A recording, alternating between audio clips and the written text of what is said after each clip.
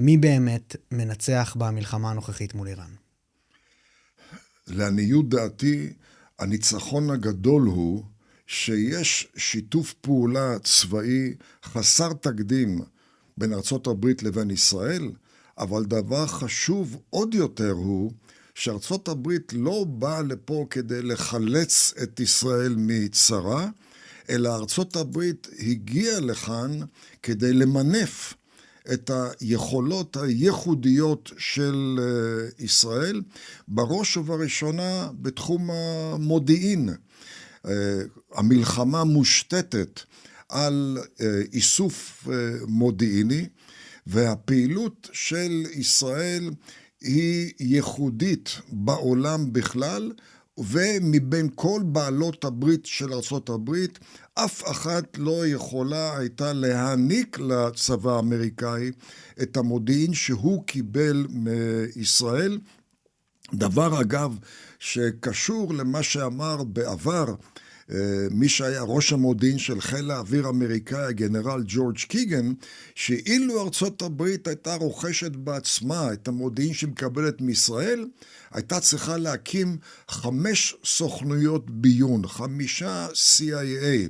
לסבר את האוזן, תקציב שנתי של CIA אחד, 15 מיליארד דולר. דבר נוסף שאנחנו רואים זה מינוף היכולות של חיל האוויר הישראלי.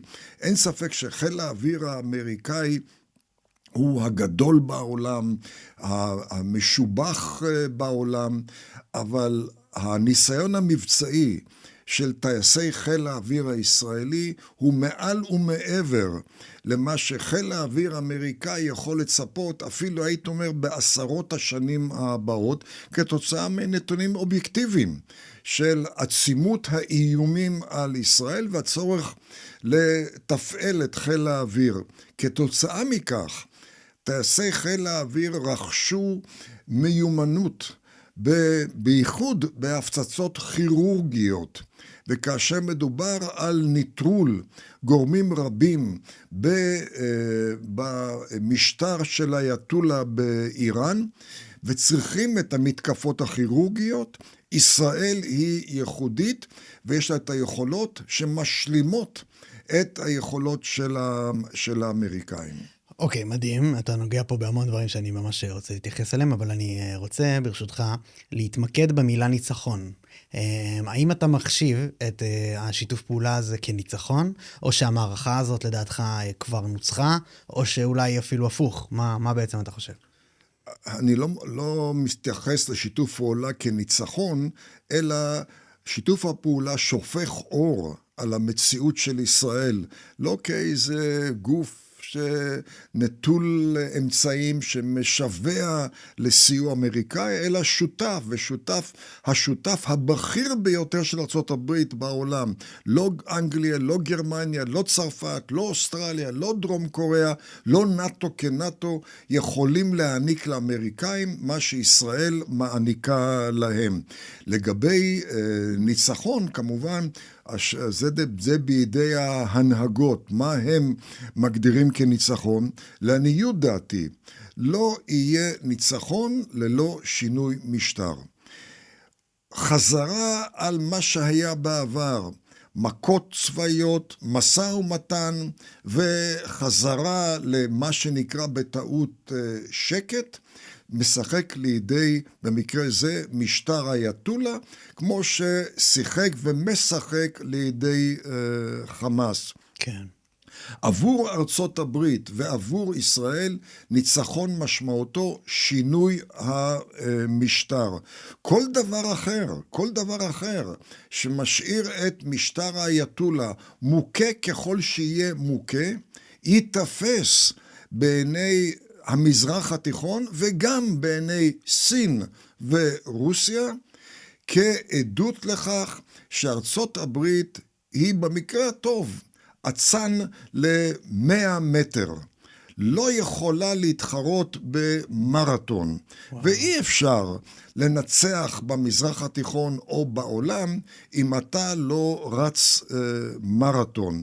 וכאשר מדובר במצב שכזה, שאחרי כל הארמדה הצבאית חסרת התקדים שהגיעה לפה, עדיין נשאר על כנו משטר האייתולה, זה יתפס לדעתי גם בצדק כתבוסה של ארצות הברית, כפגיעה חמורה בכוח ההרתעה שלה, שמשמעותו רוח גבית לגופי טרור, רוח גבית לשאיפות המגלומניות של סין, לא רק באוקיינוס השקט, אלא ברחבי העולם, כן. וגם כן רוח גבית לשאיפות האימפריאליות של פוטין, למשל, לגבי המדינות הבלטיות, שלא לדבר על גופי הטרור האסלאמי האנטי-אמריקאי, שישאבו עידוד מהעובדה שארצות הברית לא יכולה לנצח את משטר האייתולה, וכפי שאולי יודעים חלק מהמאזינים, מהצופים, הטרור האסלאמי האנטי-אמריקאי לא פועל רק במזרח התיכון, הוא פועל גם על אדמת ארצות הברית. יש שם רשת גדולה מאוד של תאים רדומים, חלק גדול מאותם תאים הם בפיקוד איראני, אגב בשיתוף פעולה עם סין ורוסיה, וזה לא אני שאומר את זה, אלא אני מצטט הערכות איום של ה-FBI, של המשרד להגנת המולדת ושל זרועות המודיעין האמריקאי, שלושתם מסכימים שרשת התאים הרדומים הולכת וגדלה בכוונתם של אותם תאים רדומים בפיקוד איראני, לחסל גם אזרחים אמריקאים וגם בעלי משרה גבוהה לשעבר ונוכחים של ארצות הברית. וואו, אוקיי, אז אתה נוגע פה בכמה דברים שאני רוצה שנגיע אליהם היום. אז גם אתה נוגע בעצם באפשרות להתפתחות פה למלחמת עולם בעצם, למלחמה גלובלית. אני אשמח לשאול על זה, תגיד לי מה דעתך. אבל אתה נוגע גם במשהו מאוד חשוב, שזה האם המלחמה הזאת היא אינטרס אמריקאי קודם, או אינטרס ישראלי קודם? זאת אומרת, האם אנחנו משחקים פה תפקיד במלחמה של ארצות הברית בכלל? או שהפוך, אנחנו נעזרים, אנחנו בארצות הברית, במטרה ישראלית? האיום האיראני הוא עדות למכנה המשותף האסטרטגי המוצק בין ארצות הברית לבין ישראל, כי האיום האיראני הוא משותף לארצות הברית ולישראל, כמו גם איום הטרור האסלאמי הסוני, האחים המוסלמים לסעיפיהם השונים, שהוא גם הוא משותף לארצות הברית ולישראל. אין ספק שיש היום תופעה מאוד חמורה בארצות הברית, שגופים גם מהימין וגם מהשמאל מאשימים את ישראל בגרירת ארצות הברית למלחמה לא לה, מלחמה שהיא מלחמתה של ישראל, ולכאורה ישראל בעורמה הצליחה לגרור את ארצות הברית למלחמה הזאת. אני ברשותך רק אנעץ פה, רק כי זה חשוב שכל המאזינים, אני לא יודע מי יודע על מה שאתה מדבר עליו עכשיו, כי זה ממש רוב השיח בארצות הברית בימים אלו במדיה, הוא סביב הדבר הזה.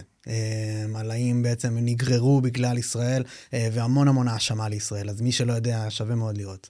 כן, סליחה. ולעניות דעתי, גם מתוך היכרות של חלק מאותם שחקנים, מדובר פה באי הבנת המשטר של האייתולות, אי הבנת המזרח התיכון.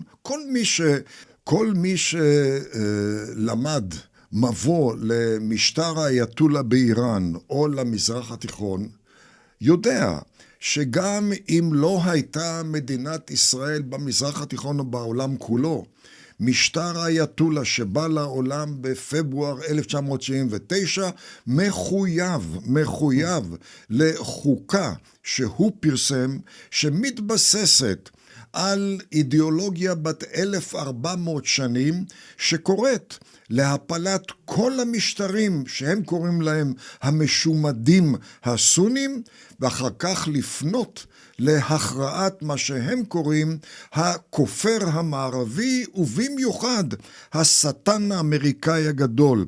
העקרונות האלה הם מחייבים לפי החוקה של משטר האייתולה, הם מודגשים בתוכניות הלימודים באיראן, הם מודגשים בדרשות יום שישי באיראן, הם מודגשים בתקשורת הרשמית של איראן, והם מבוצעים הלכה למעשה בפעילות של המשטר האייתולה בדרום אמריקה, במרכז אמריקה ועל אדמת ארצות הברית עצמה, וכל זה כעדות לכך שהם מהווים איום ברור ומיידי על ארצות הברית ללא שום קשר לישראל.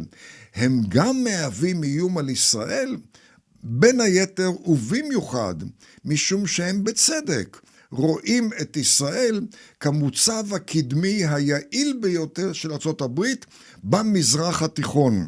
כן. ולכן המלחמה היום של ארצות הברית וישראל באיראן היא לא רק למען ישראל, היא לא רק למען ארצות הברית, זו מלחמה נגד איום משותף. וכל מי שאומר שהמחיר של הפלת משטר האייתולה הוא בלתי נסבל, חשוב שידע מה המחיר של אי הפלת משטר האייתולה. ואם מדובר על המחיר, בראש ובראשונה, עיבוד או כרסום כוח ההרתעה האמריקאי, זה מיד מתבטא בעליית מפלס הטרור האנטי-אמריקאי, זה מיד מתבטא בעליית מפלס ההעזה של הסינים בזירות שונות בעולם, לא רק בכנס השקט, סין מאוד פעילה למשל בתעלת פנמה, שהיא סופר קריטית לאינטרסים האמריקאים וברחבי אמריקה הלטינית, שזו הבטן הרכה של ארצות הברית, וודאי שאי הפלת משטר האייתולה תתפרש לדעתי גם בצדק, כחולשה אמריקאית, כהססנות אמריקאית, תביא גם לעליית מפלס ההעזה של פוטין באזור הים הבלטי, במזרח אירופה, ומעבר לכל זה,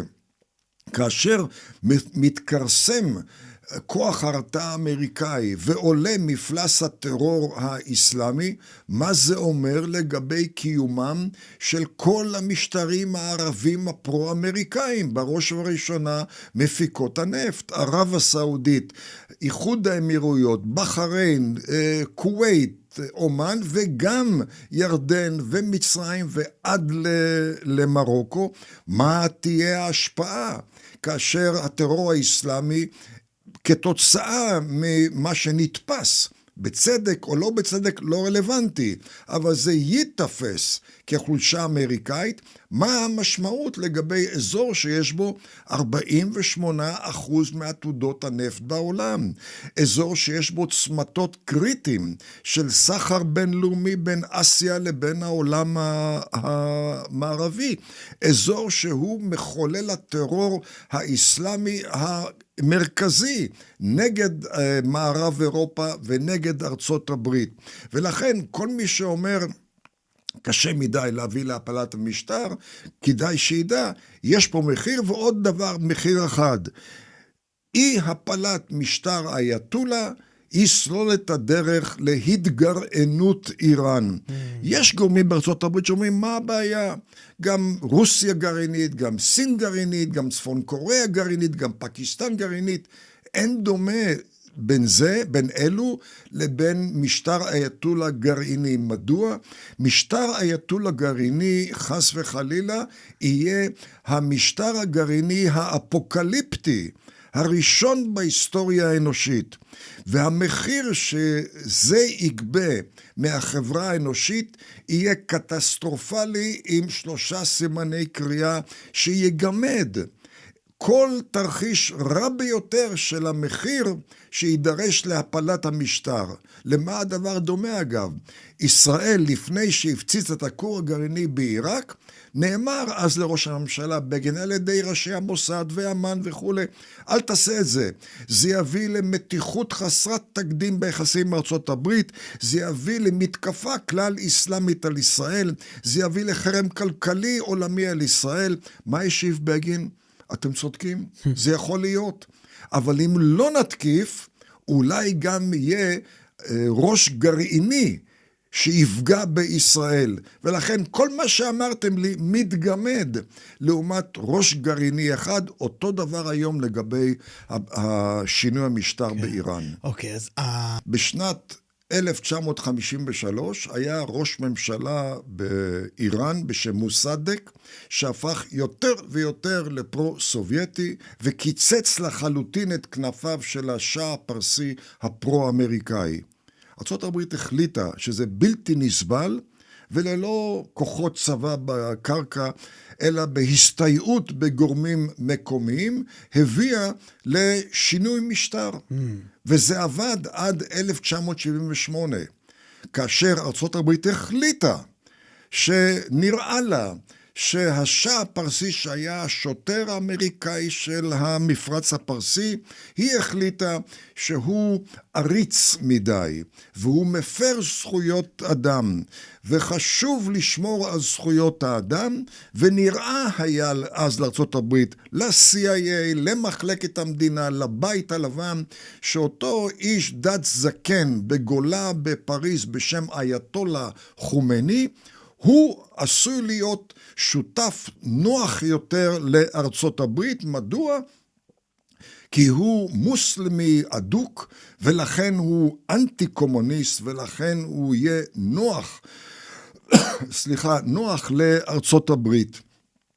וארצות הברית העניקה רוח גבית לאותו גולה זקן אייתולה חומני, היא הפעילה לחץ איום ונורא, ברוטלי, על ראשי הצבא האיראני שהכירו את אייתולה חומני הרבה יותר טוב מה-CIA האמריקאי ומחלקת המדינה האמריקאים, ואיימו על הצבא האיראני שאם הוא יעז להפריע לאייתולה חומני לחזור לאיראן ולתפוס את השלטון באיראן, הם, האמריקאים, ידאגו לכך שהצבא האיראני תישלל ממנו כל אספקה של נשק אמריקאי. והצבא האיראני נכנע ללחץ האמריקאי, והשאר זה היסטוריה. אבל מה שאני רוצה לומר היא שלפחות בהקשר האיראני, פעמיים היו שינויי שלטון ביוזמה אמריקאית. האם על ידי לחץ צבאי פעיל של בפועל לשטח אזורים? יש יתרון אדיר, אין בכלל מה לדבר, יתרון אדיר של היכולות של ארצות הברית, ודאי וודאי ארצות הברית יחד עם ישראל, על פני כל התנגדות שיכולה להיות מצד משטר האייתולה. והשאלה היא, האם ללחוץ על הדוושה עד הסוף, ולחסל, ואני מדגיש, לחסל, לא להרתיע ולא להגיע למשא ומתן כמו שהגיעו בוונצואלה. זה סיפור אחר. בוונצואלה אין אידיאולוגיה פנאטית בת 1400 שנה יחד עם הגורם האפוקליפטי. באיראן זו אידיאולוגיה פנאטית אפוקליפטית, ושם אין ברירה, יש לעקור מן השורש את משטר האייתולה. מה זה מן השורש?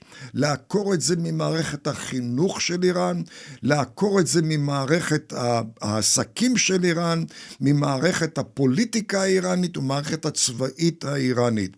וכל משטר שיעלה חייב להיות משטר שבפומבי יגנה את העקרונות של משטר אייתולה. אחרת אנחנו פועלים פה בשקר עצמי שיתבטא בתוצאות הרסניות לטווח הארוך, אפילו בטווח הבינוני, לארצות הברית, לישראל ולכל בעלות בריתה של ארצות הברית. אז גם ההיתכנות של ההשתלשלות אירועים להוביל למלחמת עולם, זאת אומרת הצטרפות של סין או רוסיה או משהו כזה לכל המערכה, מה דעתך על זה? וגם כמה זמן לדעתך זה ייקח להפיל את המשטר?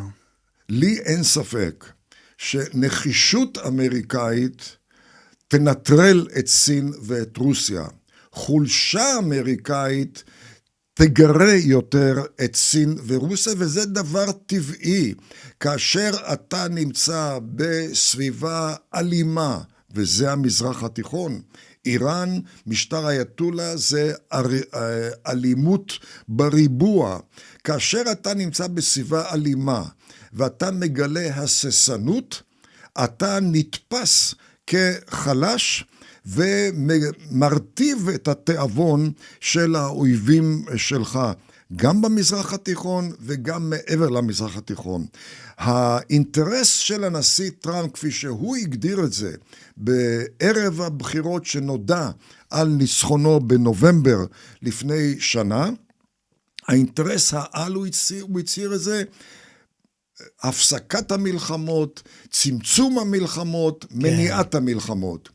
אי אפשר להביא לצמצום מלחמות, כאשר מחולל טרור ומלחמות והברחות סמים מוביל בעולם, כמו משטר האייתולה, נמצא על כנו. וכל מי שאומר, הנשיא טראמפ הבטיח לכולם שהוא לא יתחיל מלחמות, אלא יסיים מלחמות, כל מי שאומר את זה ומטיח ביקורת במלחמה מול איראן, מגלה בורות בכל מה שקשור למזרח התיכון ולזירה הבינלאומית. כדי להביא לצמצום מלחמות, יש להביא לשינוי משטר. וכן, אין ארוחות חינם, ויש משהו בנוסחה של דם, יזע ודמעות. אם אתה רוצה להגיע להישגים, ודאי וודאי בסביבה אלימה, אין ברירה, אלא להשקיע דם, יזע ודמעות, אבל יותר מזה. אתה חייב לפתח יכולות של רץ מרתון. ולכן כל השאלה, האם המלחמה הזאת תסתיים תוך כמה ימים, או כמה שבועות, או כמה שנים, כי קצה נפשנו בירידה של 4 או 6 או 8 קומות למקלט, ואחרי זה לחזור ולא לישון בלילות, חשוב שנדע. המחיר שנשלם, אם לא נעשה את זה, יהיה מחיר של איראן אפוקליפטית גרעינית, ואז לא יעזור שום מקלט, ואז לא תעזור שום מעטפת של קלע דוד, או של חץ, או של כיפת ברזל. חייבים להבין שאי אפשר לנצח במרוץ העולמי או מזרח תיכוני, בלי לפתח יכולות של רץ מרתון, והדבר הכי הרסני הוא איתות לאויב. אנחנו קצה נפשנו בירידה למקלטים. אנחנו רוצים פתרונות מהירים יפים למשחקי סימולציה. לא יפים למשחקים מציאותיים. אז גם האם בעצם אולי נפתחה כבר איזושהי מלחמת עולם במערכה הזאת? כי זה הטענות בארצות הברית, שטראמפ גרר את ארצות הברית למלחמה אולי מיותרת, שפשוט כרגע היא כבר עולמית בלי שנשים לב, וזה מה שקרה בעצם באיראן. אז מה דעתך בנוגע לזה? הטענה הזאת היא שוב, היא טענה שתלושה מהמציאות. היא באה בעיקר מהחוגים הבדלנים בקרב הימין האמריקאי. עצם האידיאולוגיה הבדלנית, היא מוכיחה את הניתוק מהזירה הבינלאומית. מה אומרים הבדלנים? מה לנו ולאפגניסטן? מה לנו ולעיראק? מה לנו ולמפרץ הפרסי? תנו להם שיתבשלו במיץ של עצמם. והבדלנים לא מבינים שאתה יכול לברוח מאפגניסטן ולהשלות את עצמך, שברגע זה אתה התנתקת מהטרור האסלאמי, אבל אז אתה פוקח עיניים ורואה, מה לעשות? הטרור האסלאמי לא רוצה להינתק מארצות הברית.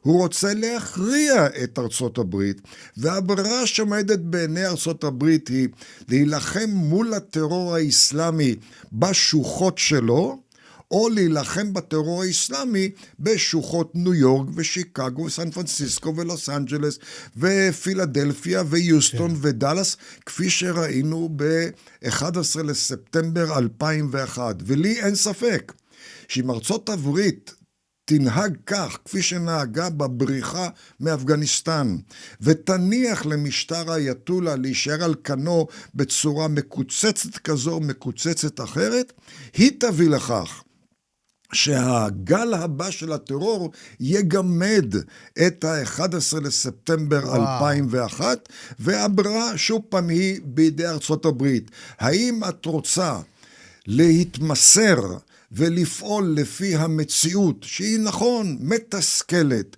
והיא מדממת, והיא דורשת ריצת מרתון ולא ריצת 100 מטר, או את רוצה להתמסר למציאות חלופית, שהיא כל כך נעימה, כי היא מבטיחה שקט ושלווה רק אם נוותר, ורק אם נרעיף מתנות על ראשי המשטר האייתולה והטרור המוסלמי. אבל מה לעשות? יש מציאות אחת, ומציאות חלופית היא דומה להתמסרות לסמים קשים. סמים קשים מביאים לכאורה למציאות מאוד מאוד נעימה, אבל היא מנוגדת למציאות האמיתית שלנו. אז יש את העניין בעצם של החולשה. זאת אומרת, ברגע שאתה... סליחה, לא החולשה, המחשבה שהצד השני מעוניין בשקט, כמו שאנחנו מעוניינים בשקט. חוסר הבנה של בעצם החזיונות האפוקליפטיים שלו. אני ממש מסכים. אני רוצה שנגיע לחיבור בין ישראל לארצות הברית כרגע, ומה בעצם הוא אומר, ואיך אתה רואה אותו כרגע. אבל לפני זה, אם אפשר להתעכב על הדבר הזה שאמרת של... הפעולת טרור הבאה, במידה ויברחו מהמערכה הזאת, תגמד את ה-11 לספטמבר, מה בעצם אתה רואה? אתה מתכוון לתאי טרור רדומים בתוך ארצות הברית, או באמת מתקפה חיצונית כזאת גדולה שתהיה באדמת ארצות הברית? אני מציע שנסתכל על גזרת עזה, ונראה מה קרה ביחסינו עם חמאס בעזה. עד 7 לאוקטובר, אם אני לא טועה, היו 6 סבבים עם חמאס. כל סבב נגמר במשא ומתן, בהסכם ובהכרזות. שקט יענה בשקט וכו' וכו', כמו בלבנון. הגאווה, 17 שנים, 18 שנים של שקט. למה? כי חיזבאללה מורתע. אלה היו אשליות. ואותו דבר קורה גם כן בזירה הבינלאומית. ומה שקרה בעזה הוכיח לנו שכל סבב הביא להחרפת המחיר שישראל שילמה, עד שהגענו ל7 לאוקטובר 2023. ומי שחושב שהדבר שונה בגזרה האיראנית, או בגזרת הטרור הסוני האנטי-אמריקאי, שוב שוגה באשליות. וכאשר אתה מפגין חולשה, אתה רק מגרה את התוקפן ליתר תוקפנות. ואחד הביטויים לחולשה זה גם ההתמסרות לאשליה, שאחרי הכל כולם, כמו אנשי המערב, הורגים לדו-קיום בשלום. כן. כולם, כמו במערב, מאמינים שהכסף מדבר. Money talks. מה לעשות? רוב העולם לא מאמינים בערכים מערביים. במזרח התיכון ודאי וודאי, ומשטר האייתולה עוד יותר, לא מאמינים במצב של דו-קיום בשלום עם אויבים. לא סונים ולא נוצרים ולא יהודים. לכן כאשר המערב דוגל משא ומתן בדיפלומטיה, המערב שוגה באשליה שזה עדיף על מלחמה. האם לא ברור שעדיף לנהל משא ומתן עם משטר האייתולה מאשר להילחם במשטר האייתולה? ואנחנו לא מבינים. לא מבינים שאנחנו מסתכלים על משא ומתן לפי המילון המערבי שאומר משא ומתן זה שלב לקראת התפייסות, שלב לקראת השלמה, שלב לקראת דו-קיום בשלום, מגיעים לעמק השווה, לוחצים ידיים, חותמים על מסמך וכל אחד פונה לדרכו בשלום. חבל, אבל מה לעשות, זו המציאות שמשטר האייתולה לא משתמש באותו מילון למונח משא ומתן. משטר האייתולה רואה במשא ומתן עם השטן האמריקאי הגדול אמצעי ללקק פצעים, אמצעי של להרוויח זמן. מה זאת אומרת להרוויח זמן? להרוויח זמן לשקם יכולות בעזרת סין וצפון קוריאה ורוסיה, והם עושים את זה 24/7 מאז יולי 2025.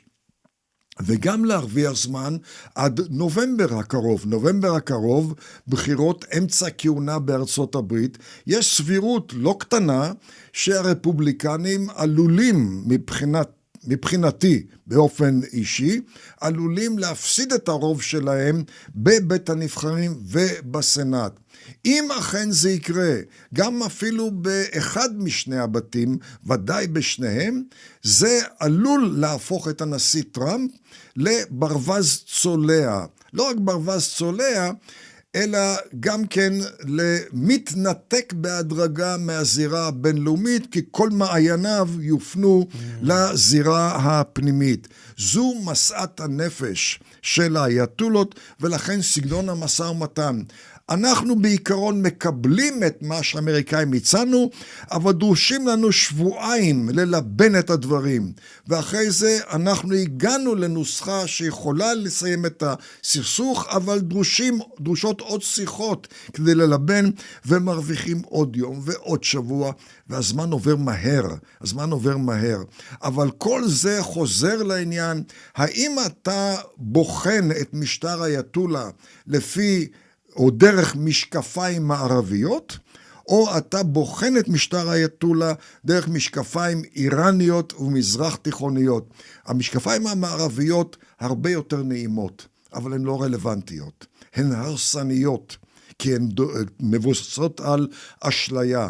המשקפיים האיראניות המזרח תיכוניות הן לא נעימות, אבל הן מציאותיות, ואין לנו ברירה אלא ללכת דרך המשקפיים האלה, לרוץ את מרוץ המרתון, ולא להתלונן על כל מיני קשיים, כי חשוב שנדע, כל הקשיים האלה שאנחנו למשל בישראל רואים בשבוע או שבוע פלוס האחרון שלדעתי זה לא קשיים, זה מקום לגאווה, להצלחה הצבאית שלנו, כן, שיש לה מחיר, אבל כל זה יתגמד.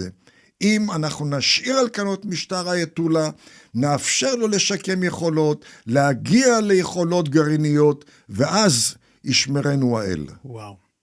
אוקיי, אז אני רוצה שניכנס ליחסי ישראל-ארצות הברית, שבעיקר בימים אלו מקבלים אולי תפנית ונראים חזקים מאי פעם. מה היתרון של ארצות הברית בשימור היחסים עם ישראל? מה הרווח שלהם מהיחסים איתנו, לפי איך שאתה רואה את הדברים?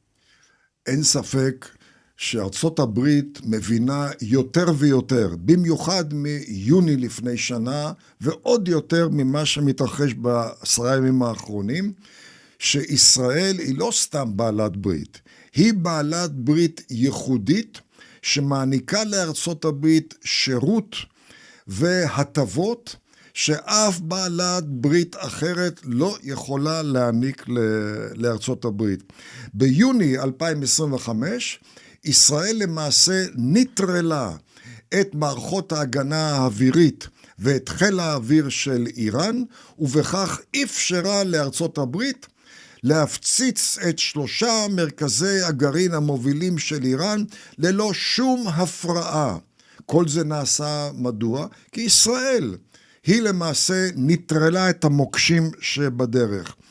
אין צבא אחר בעולם שמסוגל היה להביא לארצות הברית את המתנה, את השירות הזה. אפשר ברשותך, גם אני אשמח שתרחיב על המספרים, על החזר ההשקעה שלהם, כי הם מושקעים פה מאוד, אבל אמר אצלי פה שבוע שעבר, נראה לי זה דן שפטן אמר, שבעצם אנחנו נפסלנו בתערוכה בפריז, שהייתה לפני כחצי שנה מלהציג את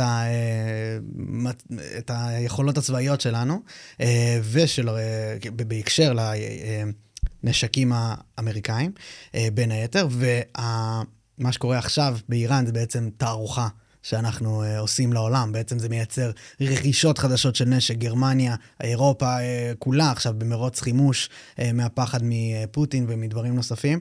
אז זה בעצם בין היתר מה שקורה בטהרן. זה מתאים לדן שפטן, שהוא גם חריף מחשבה וגם חריף לשון, אין ספק. כן. אבל מה שקורה בינינו לבין ארצות הברית, אני אתן אולי דוגמה אישית. חזרתי ממש יום לפני שפרצה המלחמה, מביקור נוסף בארצות הברית, אני עושה את זה 3-4 פעמים בשנה. חשוב להגיד, אתה היית שגריר בעצם בארצות הברית. הייתי שגריר אחראי על הקשר עם הקונגרס. כן. ובין היתר, כמו שאני עושה בכל ביקור, הקדשתי שבוע לתדרוכים בבית הנבחרים ובסנאט. באחד התדרוכים, שם הקדשתי את הזמן לסקירה על התרומה הישראלית לארצות הברית, הן לכלכלה האמריקאית והן לביטחון האמריקאי, תרומה שעולה על 1,000% תשואה לשנה. הסתיימה השעה הזאת, והיועץ לביטחון לאומי של הסנאטור שהיה בחדר, פונה אליי ואומר לי, תשמע, כל מה שאמרת זה חקוק בסלע, ואני עדות חיה לכך. מדוע? אני שירתתי בכוחות המרינס האמריקאים, ושירתתי שנה בעיראק. בדרך לעיראק היחידה שלי עצרה בישראל, ולקחו אותנו לצאלים, לשבועיים של אימונים, על ידי המומחים שלכם לעמידה בפני מכוניות תופת, בפני מתאבדים ומטעני צד. ואין ספק שחלק גדול מההשראה לכך שחזרנו בלי אבדות, שייך לאותם שבועיים בצאלים, ועל כך תודה רבה לכם. זו דוגמה אחת מיני רבות. אם מסתכלים בשנתיים וחצי האחרונות של המלחמות שלנו מאז 7 לאוקטובר 2023, מספר הביקורים של בכירים בצבא האמריקאי בישראל הוא שיא של כל הזמנים. והבכירים האלה לא באים לישראל כדי לייעץ לישראל וכדי לסייע לישראל. הם באים כדי ללמוד מהניסיון הישראלי. אגב, בכל התחומים, לא רק טייסי חיל האוויר, ולא רק מהיחידות ללוחמה בטרור, ולא רק מהיחידות ללוחמה בשטח בנוי, ולא רק מהמלחמה נגד מדינת טרור תת-קרקעית, כמו שאנחנו נלחמים בעזה, אלא גם בתחום הרפואה הצבאית, משום שמה שישראל חובה בשנתיים וחצי האחרונות, בייחוד בעזה, בתחום הרפואה, הוא מהפכה בשימוש בחובשים וברופאים ובסוגי דם וכו' וכו', אני יודע את זה מאמריקאים וישראלים, שחלק גדול מהפיתוחים של ישראל, עקב האילוצים בפניהם אנחנו עמדנו ועומדים, תורמים גם לצבא האמריקאי. מדובר פה על תרומה פיננסית מאוד מאוד גדולה. אתה אמרת נתון שאני אשמח שתתעכב עליו, אמרת תשואה של 1,000%. יותר מ1,000. תרחיב, מה זה בעצם אומר? דוגמה הכי בולטת ולא היחידה היא ה-F-35, שזה אחד מתריסרים, אם לא למעלה מ100 מערכות לחימה, שאנחנו מקבלים מהאמריקאים, אבל אנחנו מקבלים את זה בתוקף מעמדנו כמעבדה בתנאי קרב. שזה משפט. כמרכז למחקר ופיתוח של התעשייה הצבאית האמריקאית וכוחות הצבא האמריקאי. מה זה אומר? 2018, ישראל הייתה הראשונה שקיבלה את ה-F-35 למשימות מבצעיות. ב-2018 ה-18, המומחים המובילים בארצות הברית וחלק גם בישראל, הספידו את פרויקט ה-F-35 ככישלון והזהירו את ישראל, אל תשקיעו ברכישה של F-35. אבל עובדתית, בשנה הראשונה, אחרי שרכשנו את המטוס F-35, חיל האוויר הישראלי, יחד עם היצרנית, חברת לוקהיד מרטין, פתרנו, אם לא את כל הבעיות המכניות והטכניות, את רובן. וכמו שאומר הפתגם האמריקאי, ההוכחה היא בפודינג. הפודינג של היצרנית האמריקאית הוא בכך, לפי נתונים שלהם, מ-2019 ועד היום, נסיקה מדהימה בהיקף הייצוא של ה-F-35 שהוספד, כאחד שעבד עליו הכלח. שנה שעברה בלבד, 2025, לפי היצרנית, 40 מיליארד דולר ייצוא. עכשיו, אני לא טוען שהכל בגללנו, אבל עובדתית, אין להם חלון ראווה נוסף מאשר ישראל. אנחנו חלון הראווה של ה-F-35. ההבדל בין חברת לוקהיד מרטין לבין היצרניות הסיניות והרוסיות והבריטיות והצרפתיות, שאר היצרנים באים לרחבי העולם בניסיון לשווק את המטוסים שלהם, שהם טוענים שהם עדיפים על ה-F-35. איך הם עושים את זה? עם חוברות צבעוניות מאוד מרשימות, עם תוצאות מדהימות של משחקי סימולציה. לעומתם, חברת לוקהיד מרטין היצרנית באה עם דבר אחד פשוט, להלן הביצועים של המטוס שלנו, כפי שהפגין חיל האוויר הישראלי. ועובדתית, הייצוא הולך ונוסק. ואני אומר, באופן שמרני אני אגיד, לא כל 40 מיליארד דולר בגלל ישראל, אבל 50% זו הערכה מאוד מאוד שמרנית. כלומר, 20 מיליארד דולר ייצוא של ה-F-35, לעומת 3.8 מיליארד דולר סיוע חוץ, שזה למעשה זו השקעה. כן. אבל זה לא הכל. יש בצנרת של החברה היצרנית, לפי הדיווחים שלה, ב-2025, 173 מיליארד דולר הזמנות. הרוב של חיל האוויר האמריקאי, אבל גם ברחבי העולם. ויותר מזה, לפי דברי מנהלים של חברת לוקהיד מרטין, יום יום הם מקבלים מחיל האוויר הישראלי לקחים מהטסת המטוס הזה, שזה חוסך להם לדבריהם מגה מיליארדי דולרים. המחקר והפיתוח של ה-F-35 הגיע ל-55 מיליארד דולר. לפי דברי המנהלים של חברת לוקהיד מרטין, ישראל חוסכת להם בין 10 ל-20 שנים של מחקר ופיתוח. מסך 55 מיליארד דולר זה נתח שמן מאוד, אבל לא כאן הסתיימה התועלת שהם מפיקים מכך. הרי חברת לוקהיד מרטין מרוויחה, יחד איתה קבלני משנה, והם משלמים מס חברות, מס הכנסה של חברות לאוצר האמריקאי.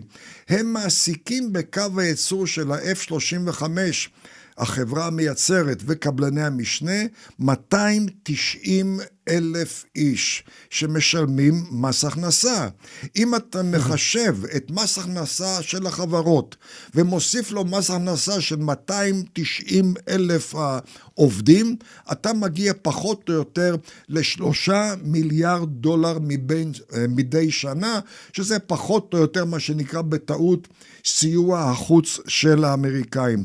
ואם תוסיף לזה את המודיעין שישראל עושה, שהוגדר כשווה ל5 CIA, ו-CIA אחד זה 15 מיליארד דולר, שזה אומר 400% תשואה על ה3.8 מיליארד דולר, ותוסיף לזה את עצם המיקום שלנו.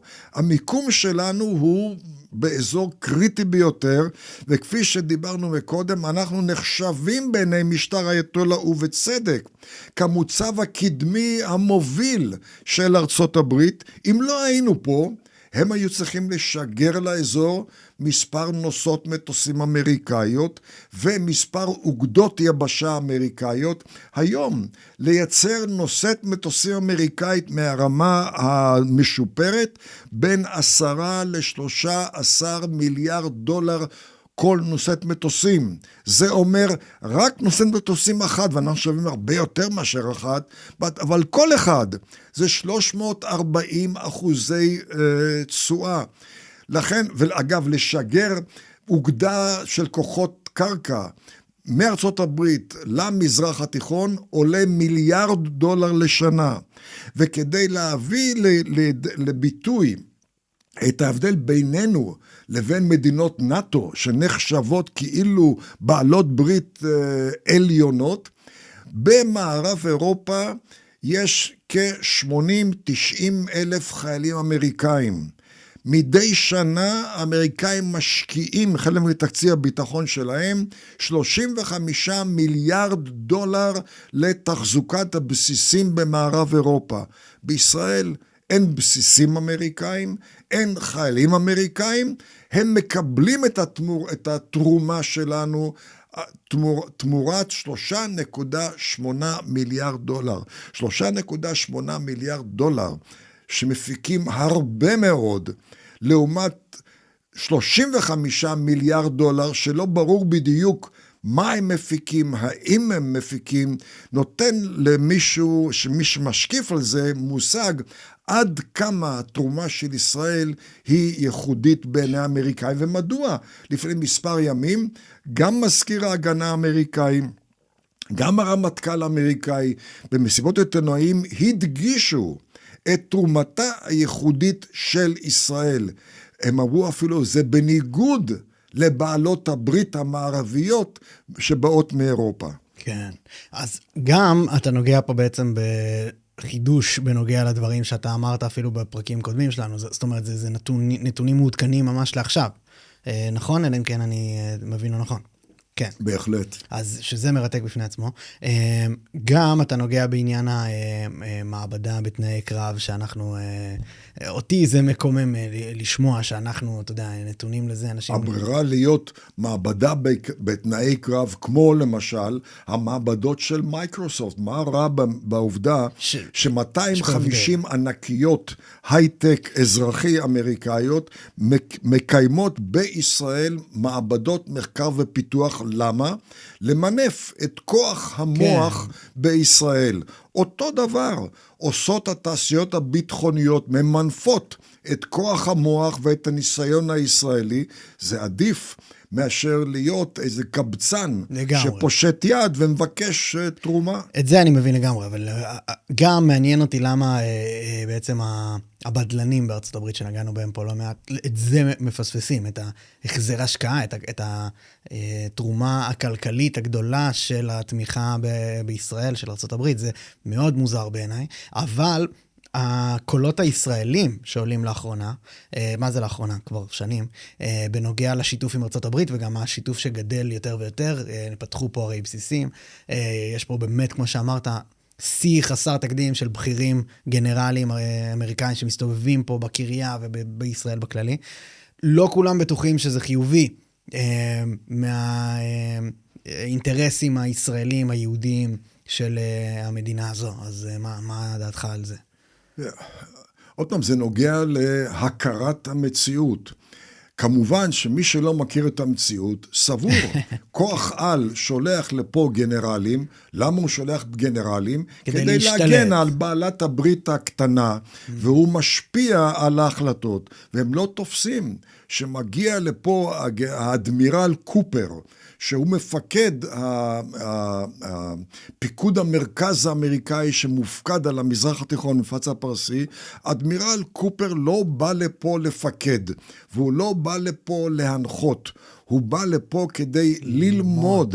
עכשיו, אצלו זה אפילו כפול ומכופל, כי הוא מאמין גדול בידידות עם ישראל. הוא רואה בידידות עם ישראל מכנה משותף היסטורי, מכנה משותף דתי, מכנה משותף אסטרטגי. אבל הוא רק דוגמה אחת מיני רבות. כאשר באים לפה המומחים הגדולים, האמריקאים ללוחמה בטרור, הם באים לפה כי ישראל הפכה, ובצדק, לאב טיפוס של, סליחה, אב טיפוס של מלחמה בטרור. דוגמה אחת מיני רבות זה מבצע אנטבה. 1976, שמענו רק לאחרונה על כוח דלטה אמריקאי, שהוא היה זה שביצע את הפשיטה על ונצואלה, והביא לארצות הברית את מדורו, שהיה אז המנהיג של ונצואלה. כוח דלטה בא לעולם במידה רבה, בעקבות מבצע אנטבה. עד 1976, מבצע אנטבה, היו הרבה השגות בארצות הברית לגבי הקמתו של כוח דלטה ללוחמה בטרור. היו הרבה מאוד הסתייגויות, אבל אחרי מבצע אנטבה, הכף הוכרעה לטובת הקמתו של כוח דלטה, ומאז כוח דלטה מתפקד גם במשותף עם כוחות מיוחדים ישראלים. אני ביקרתי, כפי שציינתי, רק לאחרונה, שבוע נוסף בגבעת הקפיטול. אחד מצירי בית הנבחרים, במקרה זה ממדינת מונטנה, לא חשוב במיוחד, אבל הוא היה מפקד הקומנדו הימי האמריקאי. כשאני באתי למשרד, הוא התחיל בשירי הלל לשייטת 13. הוא מכיר את המונח, הוא מכיר את הרקע, הוא מכיר את האימונים המשותפים, והוא אמר לי, אין כמו תמרון משותף עם שייטת 13.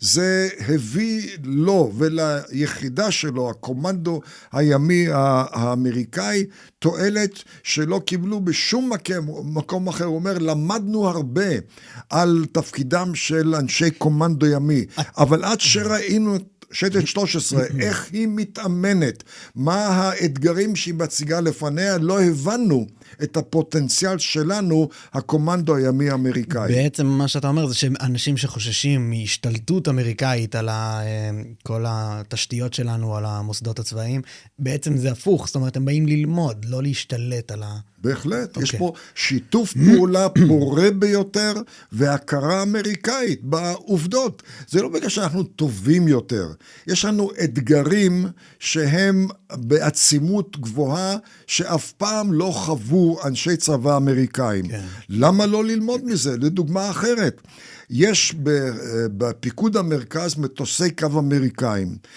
כל מספר מאות שעות של טיסה של מטוס קרב, חייבים לבצע בו שיפוץ יסודי ביותר, שיפוץ, לא תחזוקה, ואם לא יתבצע השיפוץ הזה, המטוס עלול לצאת משימוש. ישראל בגלל הנסיבות שלה, האתגרים שלה, היא חייבת לבצע שיפוץ שהוא שופרה דשופרה שלא היה כמוהו, משום שאנחנו משתמשים בעצימות שלא הייתה כמוה, והגענו להישגים של שיפוץ ברמות שהאמריקאים לא חוו מעולם.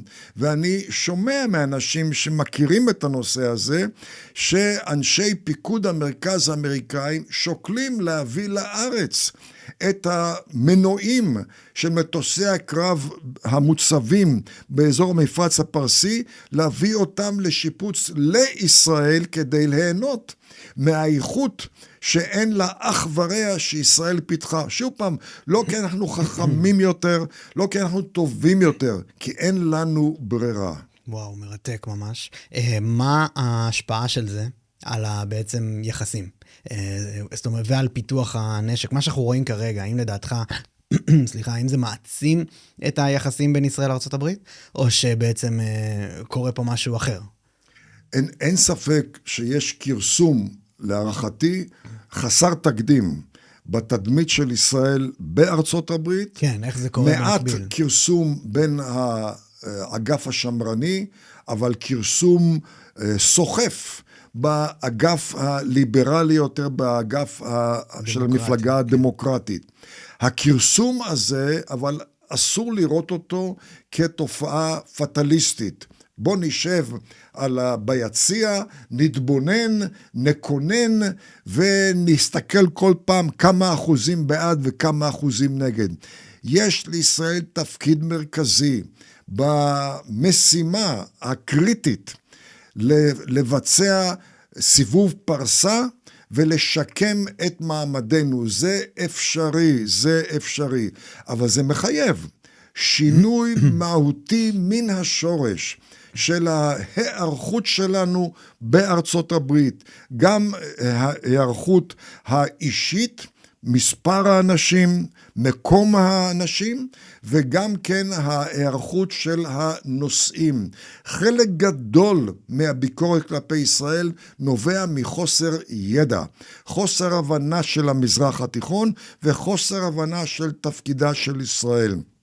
אחת הבעיות מני רבות היא שכאשר מגיע ישראלי בכיר או פחות בכיר לארצות הברית והוא מנסה להסביר את מעמדה של ישראל, הוא מתמקד במה טוב ומה רע ומה מאיים על ישראל.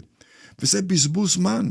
אם אתה מדבר עם אמריקאים, מה אתה מספר להם מה טוב ומה רע לישראל?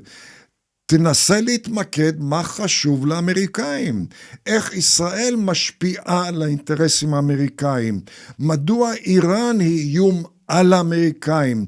מה שקשור לאיום איראן על ישראל, זה תשאיר לחברי הכנסת, וזה תשאיר לדיונים בישראל, אבל למה לבזבז את זמנם של חברי קונגרס אמריקאים, ולהשמיע להם עד כמה ישראל חרדה או לא חרדה מהאיראנים? אותו דבר לגבי אותו סיוע חוץ. לצערי, מעטים מדי, אם בכלל, ישראלים בכירים שבאים לארצות הברית ופורטים לפרוטות מה ישראל עשתה לאחרונה למען הכלכלה האמריקאית ולמען הביטחון הלאומי האמריקאי. ויש הרבה מאוד ראיות מתועדות למישהי. אני יכול לומר מניסיון אישי שלי, אני כבר בערך 50 שנה בזירה האמריקאית, ופגשתי לא מעט אנשים שהיו ביקורתיים כלפי ישראל והתהפכו לטובה. פגשתי עוד יותר אנשים שלא ידעו שהם פרו-ישראלים, כי אף פעם לא גילו להם את זה, ושהם שמעו מה ישראל תורמת, אמרו, עכשיו אנחנו מבינים מדוע הייתה לנו סימפתיה מסוימת כלפי ישראל.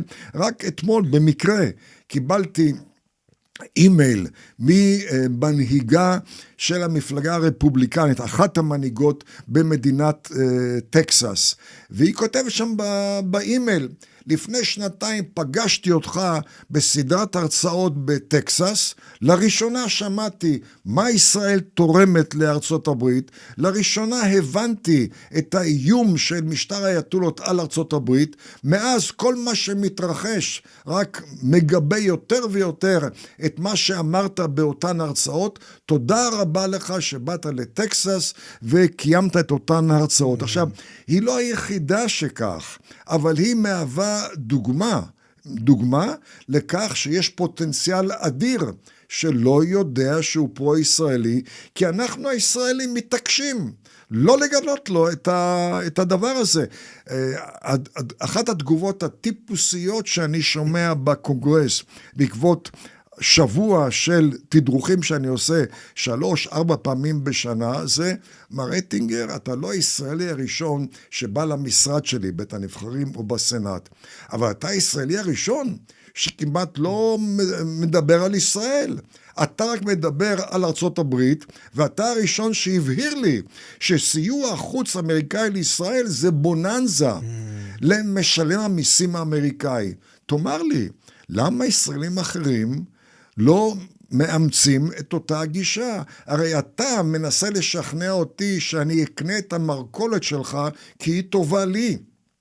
חבריך הישראלים באים אליי ומנסים לשכנע אותי שאני אקנה את המרכולת כי זה חשוב לישראל. זה קבצני.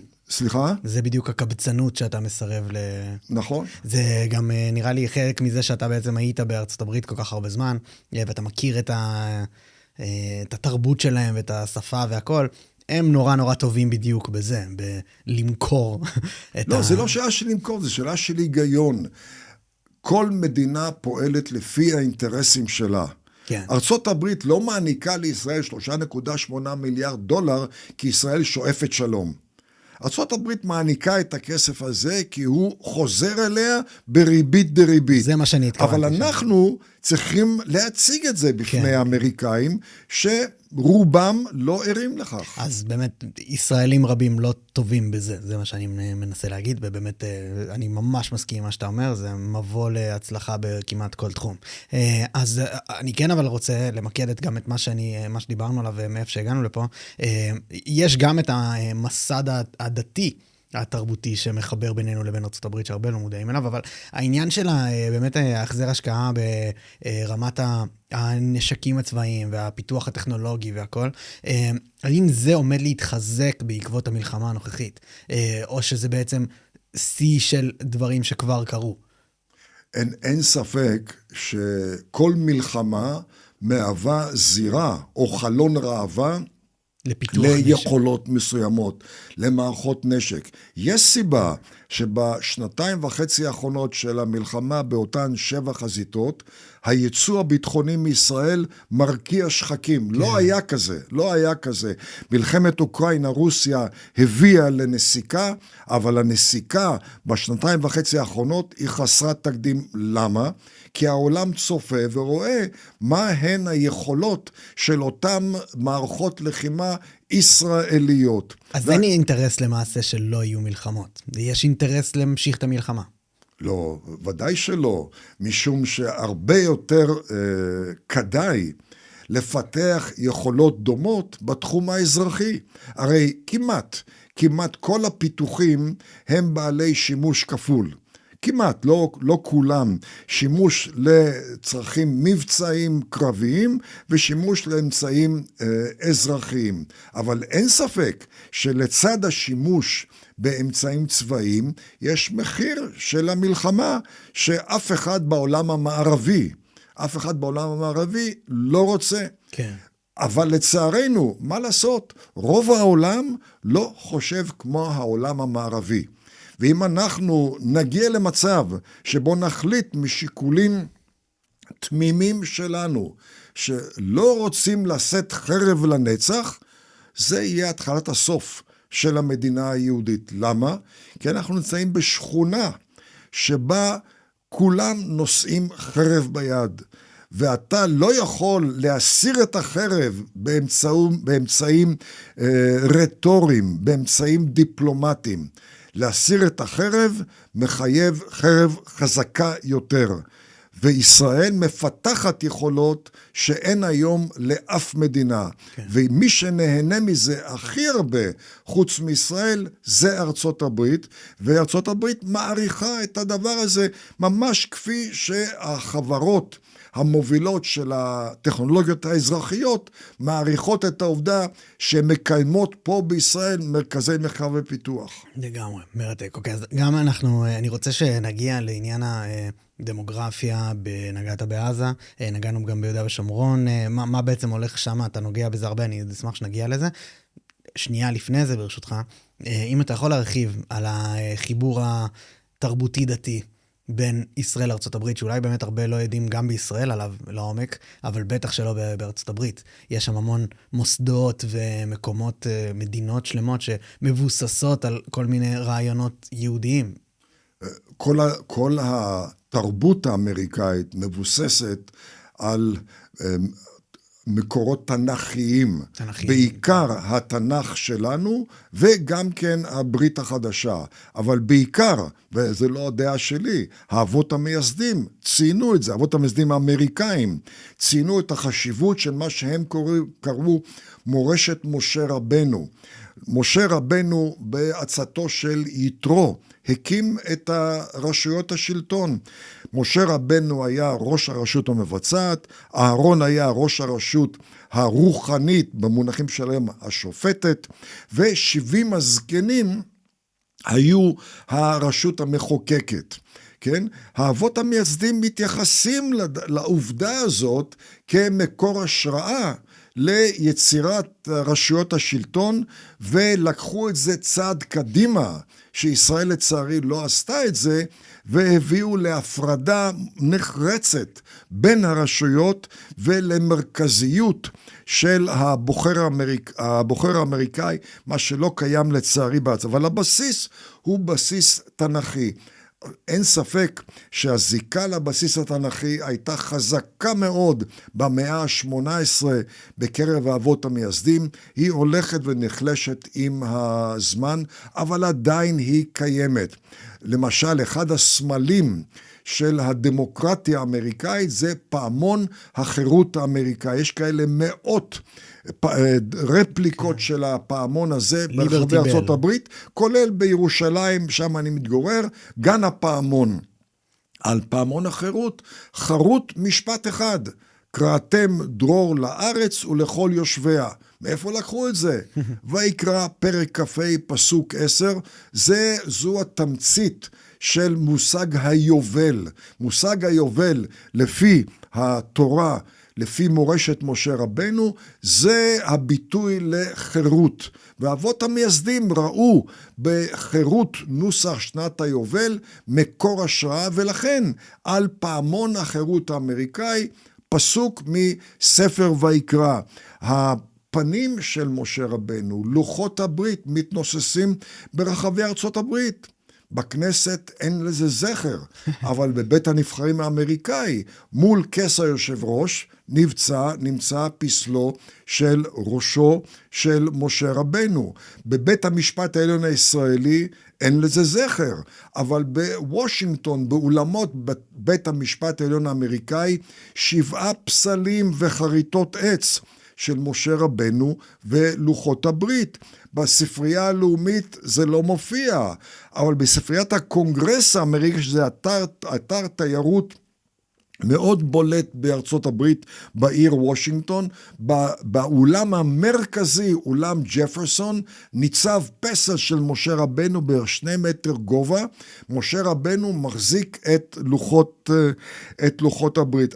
שוב, אני לא טוען שזה מבטא את תחושות הציבור האמריקאי, אבל זה בסיס, הבסיס קיים, וגם פה לדעתי יש תפקיד לישראל.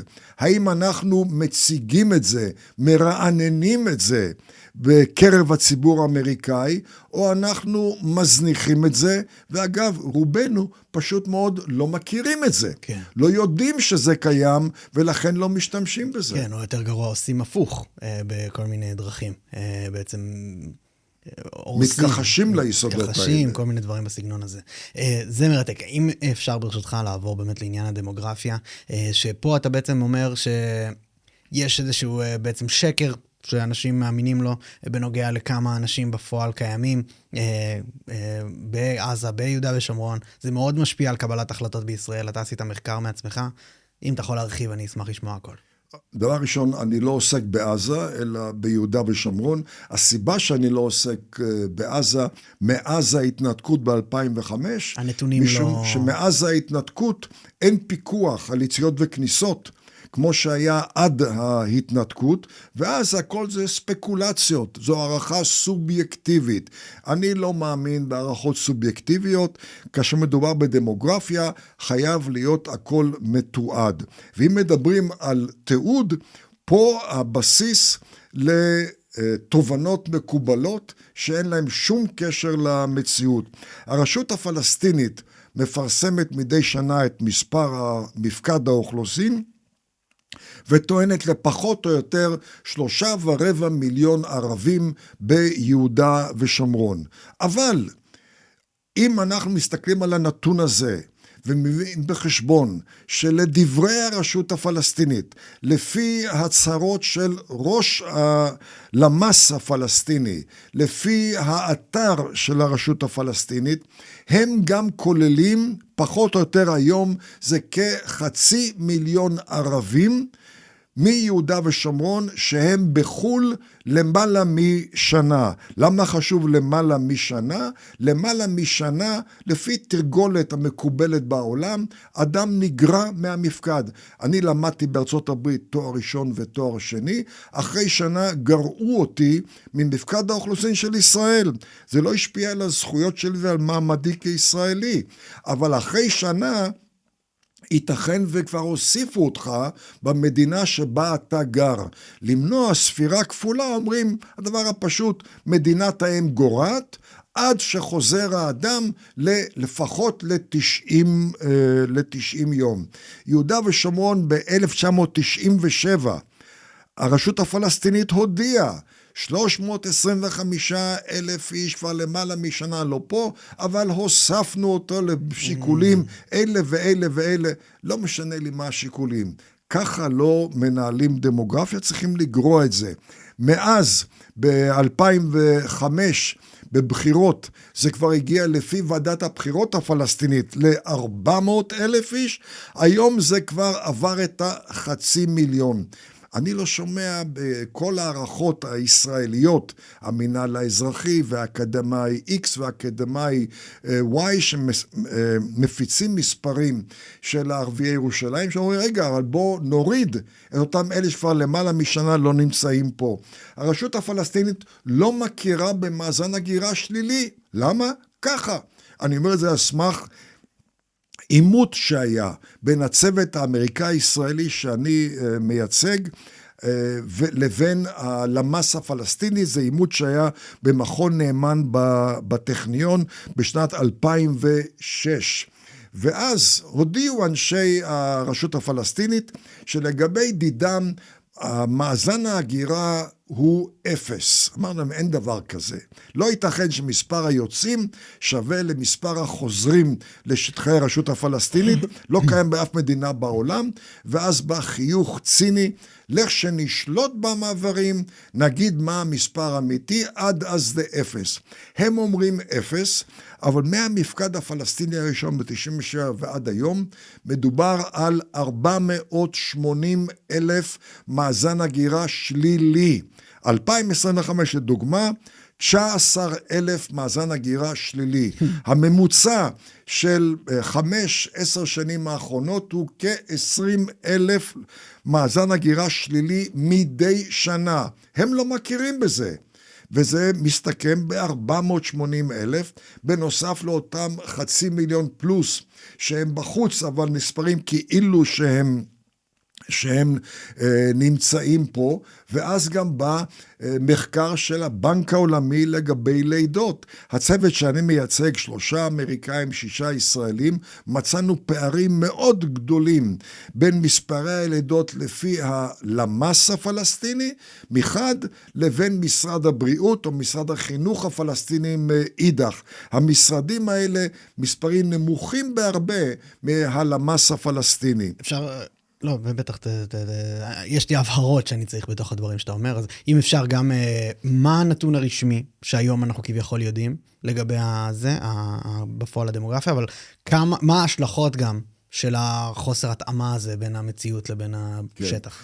הנתון הרשמי הפלסטיני הוא 3.25 מיליון ערבים ביהודה ושומרון, הנתון האמיתי הוא 1.5 מיליון, כלומר, ניפוח מלאכותי של כ-110%, וזה לא מבוסס על הערכות שלי, אלא הכל מתועד. זה מטורף. ניפוח של הלידות, ניפוח של מספרי ערביי ירושלים.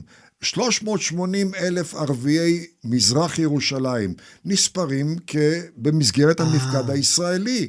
הם אבל כוללים אותם במסגרת המפקד הפלסטיני, וכאשר מדובר על מספר הערבים בין הנהר לבין הים, יש ספירה כפולה של אותם 380,000, ושאתה מחבר את כל הניפוחים המלאכותיים האלה, כמו למשל גם איחוד משפחות, אתה מתחתן עם ערבייה בקו הירוק, ואתה מקבל את האזרחות או תושבות קבע ישראלית, לעתים אתה גם מביא מביא את האישה השנייה ואת הילדים, ואלה נספרים פעמיים. אז מה ההשלכות של זה ולמה בפועל מבוצע הניפוח הזה?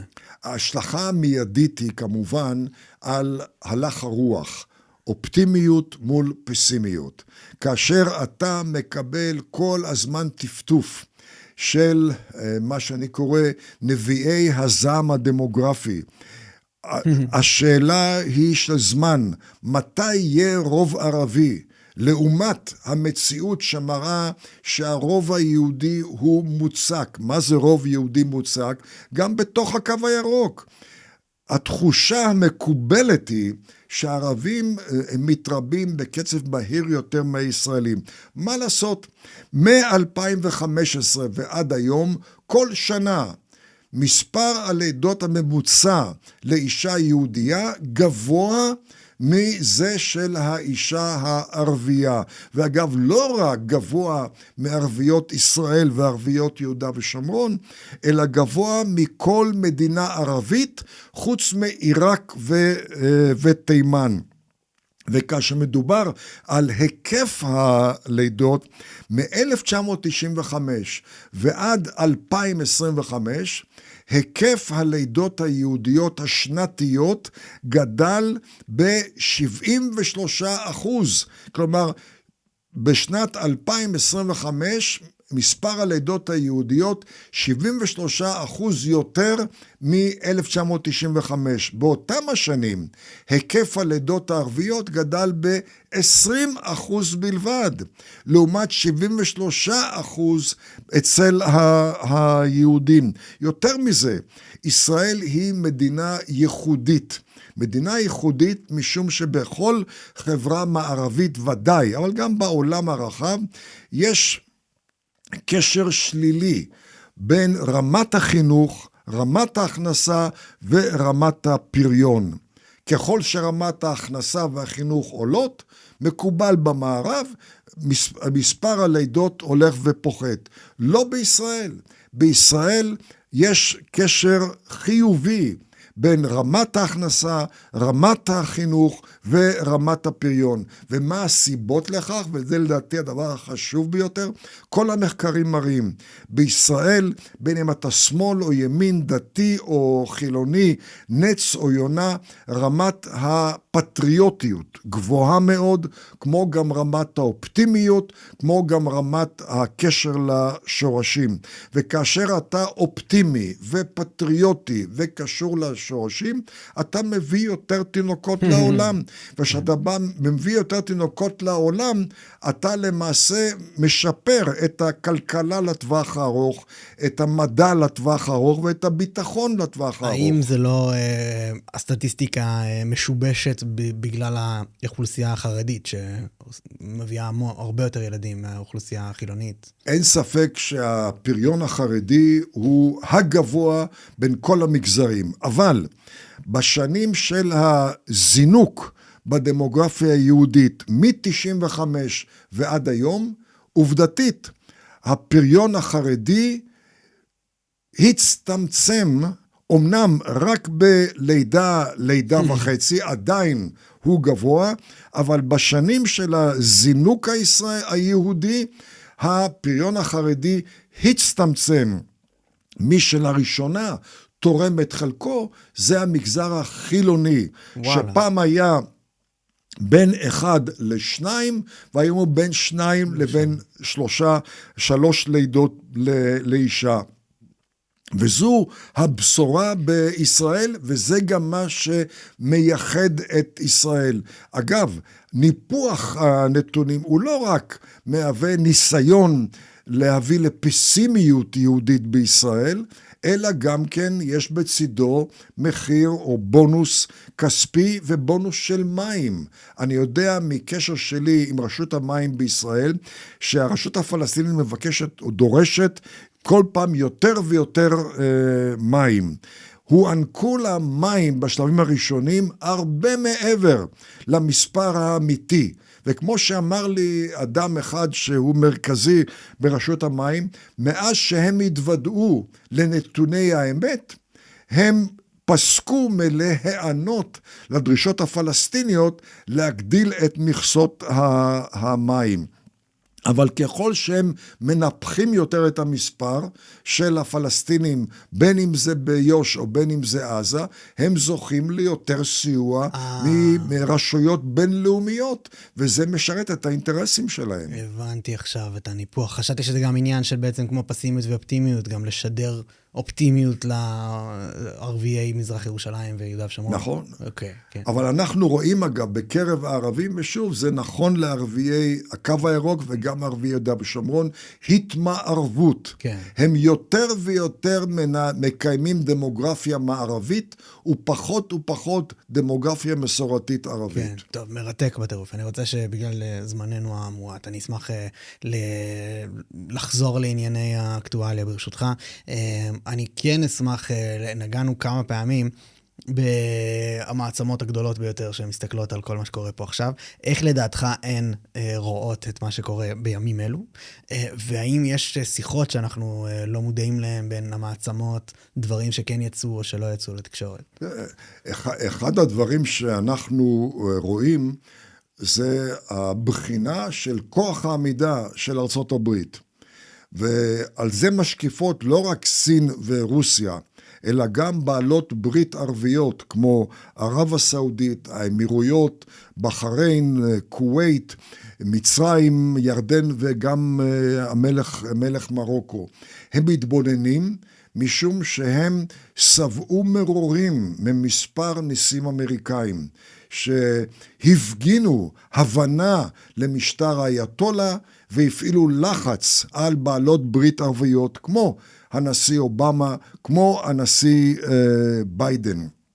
וככל שאמריקאים מגלים הססנות יותר, או אפילו רפיסות כלפי משטר האייתולות, כן סעודיה והאמירויות ומצרים במיוחד, אבל גם האחרות, מתקרבות לסין ורוסיה. ארצות הברית מאוד לא שבעה רצון ממשאים ומתנים לגבי רכש של טילים סינים ורוסים על ידי בעלות בריתה הערביות. אבל המגעים האלה מתנהלים אך ורק משום שהערבים לא בוטחים תמיד בנשיא האמריקאי, וגם כאשר מגיע נשיא שמפגין קרבה אליהם, כמו הנשיא טראמפ, הם יודעים שבינואר 2029 יבוא שריף חדש לבית הלבן, והם לא יודעים האם הוא יהיה בנוסח אובמה, או האם הוא יהיה בנוסח טראמפ, ולכן הם שומרים על האופציות פתוחות. אבל חשוב יותר מזה, שוב בוחנים את היכולת של ארצות הברית להפגין יכולות של רץ למרחקים ארוכים. אם היכולת האמריקאית היא רק לספרינט של 100 או 200 מטר, חבל על הזמן. העניין הוא גם פשוט שאמרנו שבעצם גרמניה ודומיה באירופה מסתכלים על המתרחש במערכה באיראן ומתפעלים מהיכולות הישראליות, רוכשים נשק והכל. מה בנוגע לרוסיה וסין? איך הם תופסים את החוזקה הישראלית או את השיתוף פעולה עם ארצות הברית? מה שקרה ביוני 2025 ושוב עכשיו, היווה מכה קשה, לא רק ליכולות של איראן, אלא לכוח ההרתעה ולמוניטין הסיני והרוסי. כי מה שישראל עשתה, ושוב, זה שירות שאף אחד מבעלות בריתה של ארצות הברית לא מעניק לארצות הברית. אנחנו חשפנו את הנקודות החולשה של מערכות ההגנה האווירית, הסינית והרוסית. חשפנו את חולשה של מערכות הטילים הבליסטיים, הסינים והרוסיות. חשפנו את החולשה של האמצעים שצפון קוריאה שילבה בהטמנת המתקנים האיראנים עמוק עמוק באדמה. כל החולשות האלה נחשפו על ידי ישראל, הביאו לניטרול המערכות האיראניות, אבל גם אנחנו משתפים את האמריקאים בממצאים שלנו. אותן מערכות סיניות ורוסיות וצפון קוריאניות מוצבות ברחבי העולם. כלומר, כאשר נחשפו החולשות, זה לא השפיע רק על המאזן באיראן, אלא מאזן הכוחות העולמי. מה שישראל עשתה ביוני ועושה היום, זה שדרוג מאוד מאוד משמעותי בכוח ההרתעה האמריקאי, בתדמית האסטרטגית האמריקאית, ומכה קשה לסינים ולרוסים, ומכאן הנחישות של סין וצפון קוריאה במיוחד, וגם רוסיה, לשקם מהר ככל האפשר את היכולות של איראן, לשדרג אותן. למה? כי פה מדובר על התדמית שלהן, כן. לא רק של איראן. גם מה בפועל הם עושים? האם הם לא שולחים כוחות או בפועל הגנה מפני טילים או דברים בפועל? מה הם בפועל עושים? מה שעושה סין ועושה צפון קוריאה, וגם במידה מסוימת רוסיה, זה שיקום היכולות. לא משלוח של כוחות כן. צבא, משום ש... מה זה אומר? זה סיוע כספי? זה אומר הקמה מחודשת של מתקני ייצור של טילים על אדמת איראן. זה אומר הצבא של הגנה אווירית, ששוב, אנחנו שוב פעם ניטרלנו אותם, וחשוב שנזכור, זה לא פעם ראשונה שישראל עושה את זה. 1982, יוני 82, מלחמת לבנון הראשונה, בשבוע הראשון הייתה בעיה חריפה, של השפעה של סוללות, טילי קרקע אוויר אז סובייטיות בבקעת הלבנון בין סוריה ללבנון, מה שהקשה על תפקוד חיל האוויר הישראלי מעל שמי לבנון. באותה תקופה, אותן סוללות נחשבו בעיני האמריקאים כבלתי ניתנות לחדירה.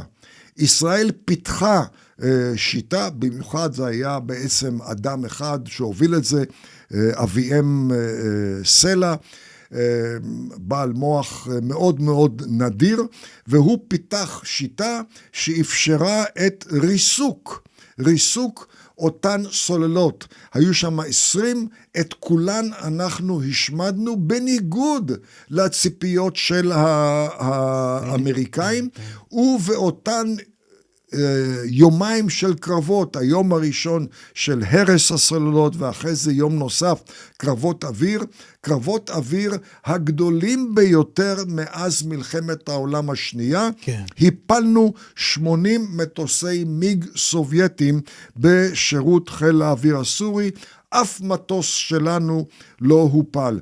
אני יכול לומר מניסיון אישי, פגשתי בחודש יוני הקודם, בזמן המלחמה, הייתי בגבעת הקפיטול בוושינגטון, בין היתר פגשתי ציר בית נבחרים ממדינת נברסקה, שהוא תת אלוף במילואים, טייס קרב אמריקאי, שפיקד על להק אמריקאי שהיה מוצב במפרץ הפרסי. שבאתי למשרד שלו ואמרתי, אני מניח שפה לא צריכים להרחיב את המילה על תרומת חיל האוויר הישראלי לחיל האוויר האמריקאי, בא חיוך מאוזן לאוזן. תרומה אמרת? הוא אמר לי. איזה תרומה? המילה תרומה לא מתחילה לתאר את התועלת שאנחנו מפיקים מחיל האוויר הישראלי, והוא חזר והזכיר את יוני 1982, זה נקרא מבצע ארצב 19, זה השם שהעניקו לו, והוא אמר לי, עד היום חיל האוויר האמריקאי רואה בזה ציון דרך מאוד משמעותי, והרבה מתורות הלחימה של חיל האוויר מבוססות על לקחי קרב יוני 1982. מה שקרה ביוני 2025 וקורה היום באיראן, זה רק תגבור של אותה הערכה האמריקאית כלפי ישראל, ושוב, אף בעלת ברית לא יכולה להעניק את זה לארצות הברית. כן, אז שתי שאלות ברשותך. אחד זה בעצם בנוגע לחיסול חמינאי, איך זה יצטייר לדעתך בקרב המעצמות האויבות בעולם. וגם דיברנו לפני הפרק שצולם על סרטון של פרופסור ג'יאנג הסיני, שבעצם מדבר על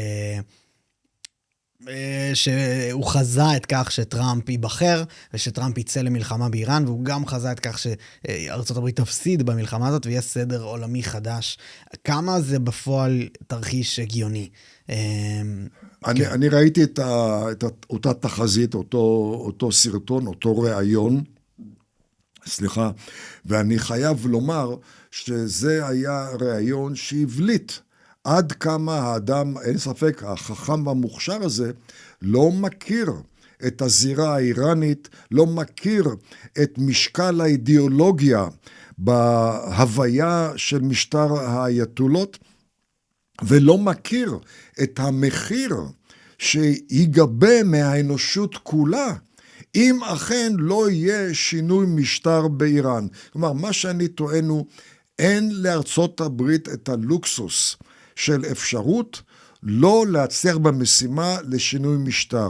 כי כישלון במשימה הזאת יביא על ארצות הברית ועל האנושות כולה מחיר איום ונורא, שכל תרחיש שלילי של מחיר שלדעתי מופרז מאוד, אבל גם אם אני טועה, והמחיר לשינוי משטר הוא יהיה כבד מאוד, המחיר הזה יתגמד לעומת המחיר שהאנושות כולה תשלם, לא רק זה, אלא המחיר שארצות הברית תשלם עקב התגברות הטרור האסלאמי האנטי-אמריקאי על אדמת ארצות הברית. קיבלנו תזכורת לפני מספר ימים, בעיר אוסטין, בירתה של מדינת טקסס, מוסלמי ירה והרג מספר טקסנים בעיר הבירה של טקסס, ולדעתי זה רק מה שנקרא חימום קנה. זה לא ביטוי לפוטנציאל האדיר והטרגי, קטסטרופלי, של הטרור האסלאמי על אדמתה של ארצות הברית. שזה מטורף, ואני אשמח אם היינו יכולים להספיק גם את זה. יש המון דברים בהקשר הזה שאני הייתי רוצה עוד להבין, אני לא בטוח שניגע בזה היום, אבל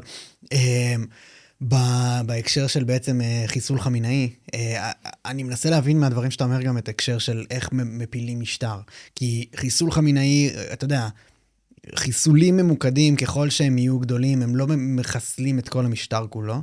מה בפועל הדברים שארצות הברית צריכים לעשות בשביל להפיל את המשטר? איך זה נראה בפועל? לעניות דעתי, ואני שוב חוזר, אני לא מומחה צבאי, אבל לעניות דעתי... אתה מומחה דיפלומטי. אי אפשר, יש פה היגיון.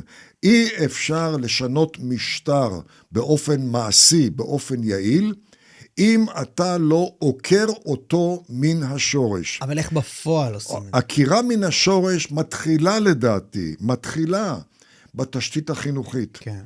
אתה לא יכול, אם ניקח את זה דוגמה קרובה יותר, אתה לא יכול להגיע לשלום עם אש"ף ברמאללה, רשות הפלסטינית, אם אתה לא עוקר מן השורש את כל מערכת החינוך הפלסטיני. אנחנו מתמקדים במגזר המדיני, במגזר הצבאי. זו שגיאה. ההתמקדות חייבת להיות בתשתית. התשתית היא חינוכית, התשתית היא המסגדים. שמה חייב להיות המאמץ ועקירה משמעותה, כן, מה לעשות? חיסול של האנשים שהם אחראים, והחלפתם על ידי אנשים שבפומבי מתכחשים ומתנתקים מהאידיאולוגיה של משטר האייתוללה. אני מביא פה דוגמה נוספת שתשפוך אור על מה אני מתכוון. סוריה, הנשיא טראמפ הזדרז, אצה לו הדרך לחבק את אל-ג'ולני שהיום מנהיג את סוריה. מה אצה הדרך? האם הוא כבר הוכיח שהוא טרוריסט שהפך לפרגמטיסט? האם הוא הוכיח שהוא יכול לשנות חברבורות ולא רק טקטיקות? מדוע לא דבר ראשון לומר לג'ולני, אתה מוצא חן בעיניי, אני מאמין שיש לך פוטנציאל להפוך לפרגמטיסט, אבל אני מבקש כדי שאני אוכל לחבק אותך ולהרעיף עליך מתנות כלכליות ודיפלומטיות, אני דורש ממך לרענן את מערכת החינוך. לא רוצה לראות שום זכר לגישה שלילית כלפי כופרים כאלה וכופרים אחרים, כלפי ישראל, כלפי נוצרים, כלפי יהודים. לעקור את זה מן השורש ולהחליף את זה עם נושאים שהם מעודדים דו-קיום עם הכופר הנוצרי והכופר היהודי ועם ישראל וארצות הברית. נוסף לזה, אני דורש ממך להפסיק את ההסתות במסגדים, ומהיום אני רוצה לראות דרשות שמעודדות דו-קיום בשלום. וחשוב לא פחות, אני דורש ממך, כדי להוכיח שאתה פרגמטיסט, להתכחש פומבית לעמדותיך הקודמות שהיית מנהיג באל-קאידה. תעשה את כל זה, אתה תמצא בי בעל ברית נדיב שלא ידעת מעולם. אבל עד שאתה לא עושה את זה, לא תקבל אפילו סנט אחד ממני. כנ"ל לגבי האייתולות. אז הדוגמה אולי עוד יותר מובהקת של הדבר הזה היא ערב הסעודית, או איחוד האמירויות, שממש החליפו, כמו שאתה מתאר בדיוק, את מערכת החינוך ואת המסגדים, את הדרשות והכל. שם זה פשוט בא מבפנים. היה להם רצון פנימי לעשות את השינוי הזה, וזה לכן נראה לי הרבה יותר קל. אבל הדרישה של טראמפ ממשטר האייתולות הוא כניעה מוחלטת. שזה אני לא לגמרי מצליח להבין מה אומר. לי נשמע שהדבר שאתה מדבר עליו של עקירה של מערכת החינוך והרעיונות שם, משהו של עשור פלוס. לא, מה שאני מצפה זה שמשטר האייתולה לא יהיה. כלומר, גם, עוד פעם, אני חוזר לזירה המיידית שלנו חמאס. הסדר חייב להיות שלא יהיה חמאס. כלומר, הדרישות מחמאס, ההגיוניות, דורשות ממנו להפסיק להיות חמאס, וחמאס לא יכול להסכים להפסיק להיות חמאס, ולכן אין ברירה, אלא לעקור אותו מן השטח. כל סיכום אחר של הסכסוך, משמעותו יהיה מה למדנו משגיאות העבר, אנחנו חוזרים על זה שוב פעם. יותר קל לחזור על שגיאות מאשר להימנע משגיאות. לגבי איראן, שוב, אין ספק, צריכים להשמיד את הצמרת. האייתולה הוא לא מנהיג דתי נוסח מערבי. האייתולה, מה זה אייתולה? הוא נקרא בעיני על ידי האיראנים המנהיג העליון. Supreme Leader, הוא עליון הכל. הוא קובע את הטרור, הוא קובע את הכלכלה, הוא קובע את הצבא, הוא קובע את המשטרה, הוא קובע את החינוך, ולכן אם אתה רוצה לעקור מן השורש, צריכים לחסל אותו, ואת ממשיכיו, ואת הצמרת הצבאית, והצמרת המשטרתית, והצמרת החינוכית. עכשיו, זה לא משיגים במספר ימים, ולא משיגים את זה במספר שבועות, אולי, אני מקווה, במספר חודשים, אבל שוב, זה המבחן. האם מדינות שנלחמות בטרור, מוכנות להתמסר לזה כמרוץ מרתון, או הן לא יכולות לגלות את כושר העמידה הנדרש, למשל, כפי שהפגין צ'רצ'יל במלחמת העולם השנייה. אם צ'רצ'יל לא היה מפגין את כושר העמידה שאמר לעמו, אין ברירה, דם, יזע ודמעות. לא הרבה מנהיגים מוכנים להודות בזה, אבל אם אתה נלחם מול כוחות אפוקליפטיים שנכונים לשלם כל מחיר, וכל מחיר גם ברצח בני עמם, אין להם שום בעיה עם זה. איך אתה יכול להגיע איתם להסכמות של משא ומתן? אתה לא יכול לנהל איתם משא ומתן. אני אתן דוגמה אולי הכי טובה. יש לישראל 6 הסכמי שלום. איך ייתכן שלא הצלחנו להשיג הסכם שלום עם הפלסטינים? עכשיו, השאלה הזאת מיותרת. זה ברור שלא הצלחנו. למה זה ברור? משום שהסכם השלום עם האמירויות, או אפילו עם מצרים וירדן, הוא דבר אפשרי. מדוע? כי המדינה... כי לא מצרים, לא ירדן, לא אמירויות, לא בחריין, לא מרוקו, מונחות על ידי חזון שמחייב השמדה של ישראל. כן. הן היו מעדיפות שלא תהיה ישות יהודית כופרת במה שהם קוראים בית האסלאם. אבל כדי לקדם גם אצל ראש העצר הסעודי את חזון 2030 שמנחה אותו, לא רק שהוא לא צריך להשמיד את ישראל, ישראל היא נכס לקידום החזון שלו. לעומת אותן 6 מדינות שמונחות על ידי חזון שלא מחייב את ההשמדה של ישראל, יש לנו את אש"ף מכאן וחמאס מכאן. שני הגופים האלה מונחים על ידי חזון שהגשמתו מחייבת את ההשמדה של ישראל. הרי החזון של אש"ף נוסד על ידי פתח ב-59, 8 שנים לפני שאיחדנו את ירושלים וחזרנו ליהודה ושומרון. את מה בדיוק הם רצו לשחרר ב-59? ידוע לכולם. 64, החזון של אש"ף, האמנה הפלסטינית. ברור שזה החזון, ועכשיו זה לא רק ברור מהאמנה שלהם, זו מערכת החינוך, זה אלה העטפות במסגדים, כנ"ל חמאס. כאשר חמאס עשה מה שהוא עשה ב7 לאוקטובר, האנשי חמאס הפגינו שהם סיימו בהצטיינות את מערכת החינוך הפלסטינית, שאגב מי שהקים אותה היה מחמוד עבאס.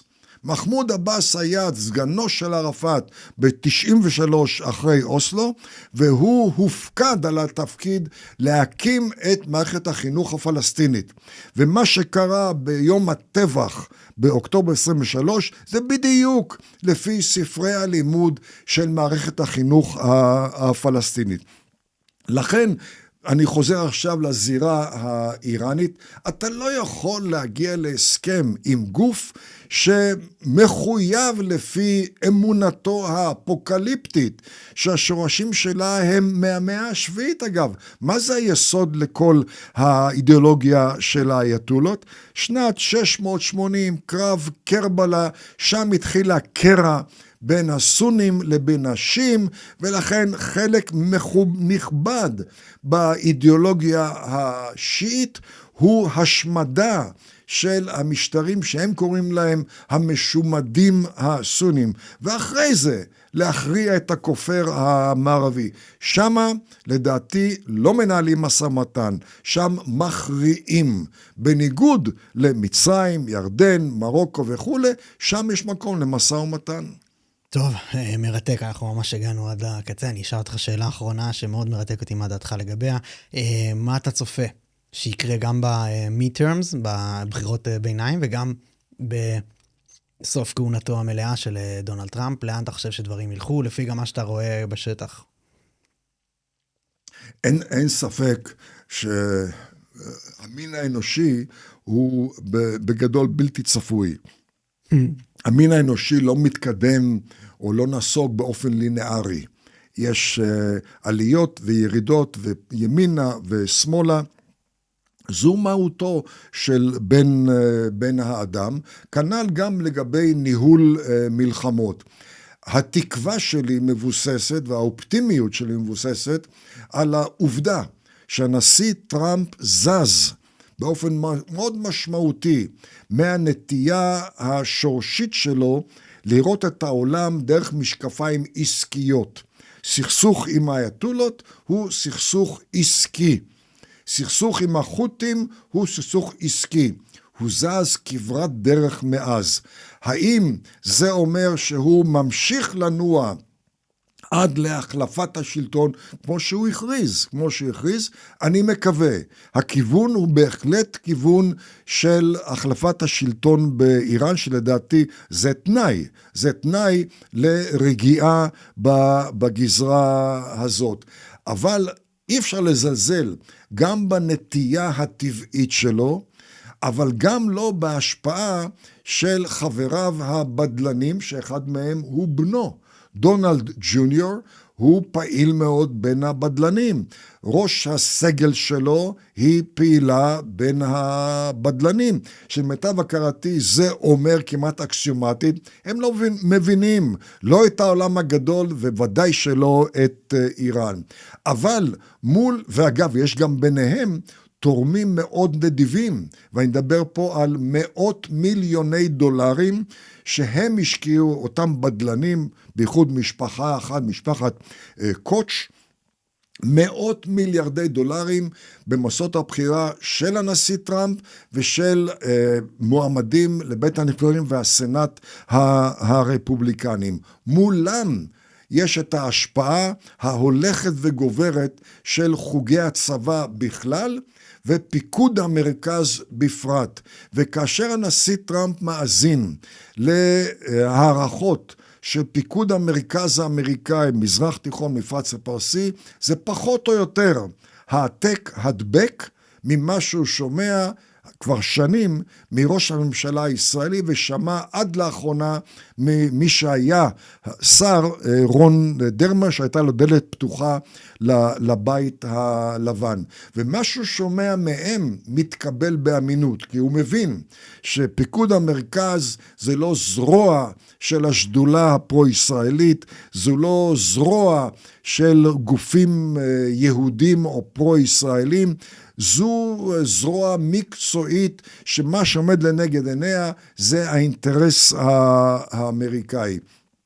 ולכן אני מאוד אופטימי שהוא ימשיך בכיוון הזה, ובנוסף לכך גם הנטייה הטבעית, אדם רוצה להשאיר מאחוריו מורשת חיובית, והוא יודע, ככל שיהיה קשה להביא לשינוי משטר, הוא גם יודע מה המחיר של להשאיר אחריו את משטר האייתולה, והדבר הזה עלול להוריד שאולה את המורשת שלו, שהוא מאוד מאוד חרד לה, ויש לדעתי, הוא עומד בפני אפשרות להיות אחד הגדולים בהיסטוריה האמריקאית, אם הוא יצליח להביא לשינוי משטר.